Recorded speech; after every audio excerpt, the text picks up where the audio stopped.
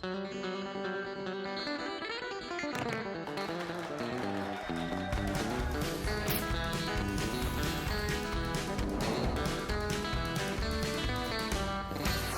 I'm Chef Charlotte. Today I'm going to show you how to prepare a turkey roulade. It's basically turkey and stuffing all together.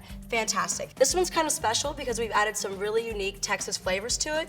We've got some poblanos, some cornbread, pecans, and some Mexican chorizo. So let's get started. Here I've got a boneless turkey breast, skin side down. We're going to butterfly this. With a sharp knife, I'm going to take the tenderloin side and kind of open it up a little bit, just like that. On the thicker side of the breast, you're going to take your knife and you're just going to cut gently in to the meat. And just follow that cut all the way through, making sure not to cut through the meat. Now I'm going to cover the turkey breast with a piece of plastic. This is going to prevent pieces of turkey from flying all over your kitchen while you pound it out. I'm using a plastic bag that I've cut in half. We're going to pound this flat. This is going to make for an even cooking temperature, and you're going to want to get about a 1/2 inch thickness all the way through. That's perfect. I'm going to go ahead and discard this plastic and give a little salt and pepper. Now we're going to start our stuffing. Over here in a saute pan, I've got some Mexican chorizo with a little bit of olive oil, sauteing and browning. To this, I'm going to add onions, some celery, and some garlic. You're just going to saute this lightly till the onions and celery become translucent. It's only going to take about 3 to 4 minutes. While that's sauteing, I'm going to go ahead and add some poblanos, pecans, and egg to our cornbread mixture. Let's start with our poblanos, our pecans, and then our egg. We're going to use the egg as a binder. All right, this looks just about good. Our onions are getting nice and light and translucent, and I can really smell that garlic. All right, we're gonna add this mixture to the cornbread.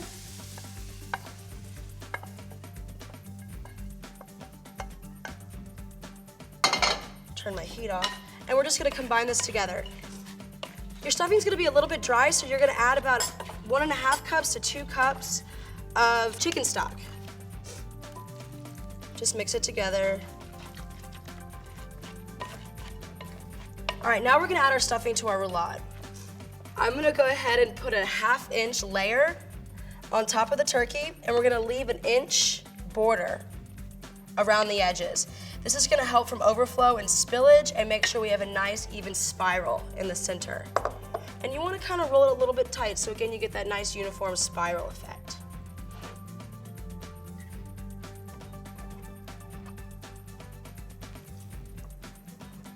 Nice, that looks really nice. I'm gonna go ahead and turn it back this way, and now we're gonna tie our roulade. All right, I've got some pre-measured pieces of butcher twine.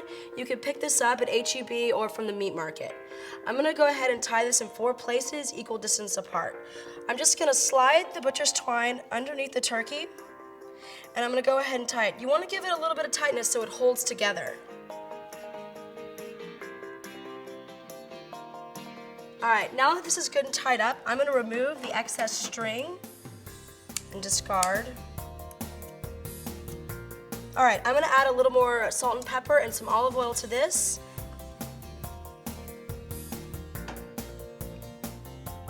I'm gonna go ahead and place this in a roasting pan and roast in the oven at 375 for an hour, hour and a half.